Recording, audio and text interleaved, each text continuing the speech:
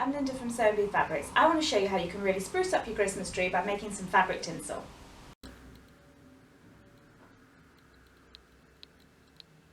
So first of all, what you want is a pile of knit fabric scraps. Now I'm going to use baby grows because you can get loads of different patterns with just small amounts of fabrics to be able to switch it up in between, and also being knit you don't get any fraying, so if you want to keep it and use it year after year, it's going to last an awful lot better than if you're using cotton scraps. So next up, you're going to want to deconstruct your baby grows. So what you're going to want to do is to take out all of the seams, all the zippers, all the poppers, all the buttons, everything else, so that all you're left is just the little scraps of fabric, and then that's what we're going to work with.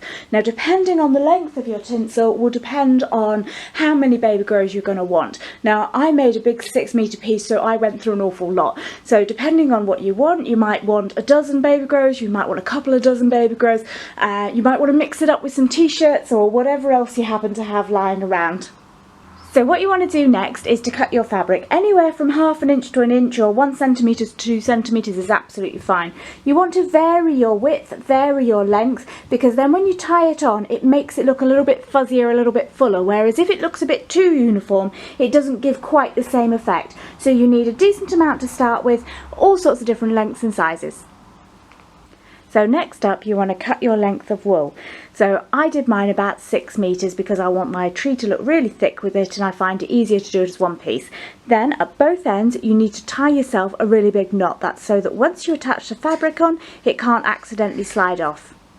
So the next bit really couldn't get much simpler. All you're going to do is to tie your pieces around your string. So there's the first one there, and then you're just going to go for the next one.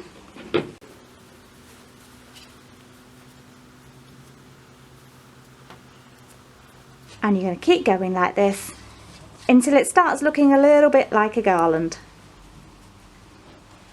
Like so. Once you've tied a few on, it should be starting to look like this, where you're looking for more gaps in between. What you can then start doing is to start pushing them together, and then you'll find you've got a lot more to be able to tie on. So you want to try and get them as close as possible, and the more you can push them up as close as possible, the thicker you're going to end up with it.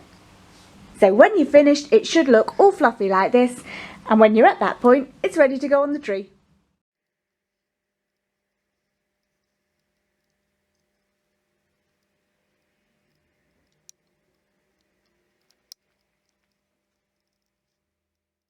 And if you enjoyed that, don't forget to hit like and subscribe. We'll bring you more tutorials soon. We hope you have a lovely Christmas and a very happy New Year.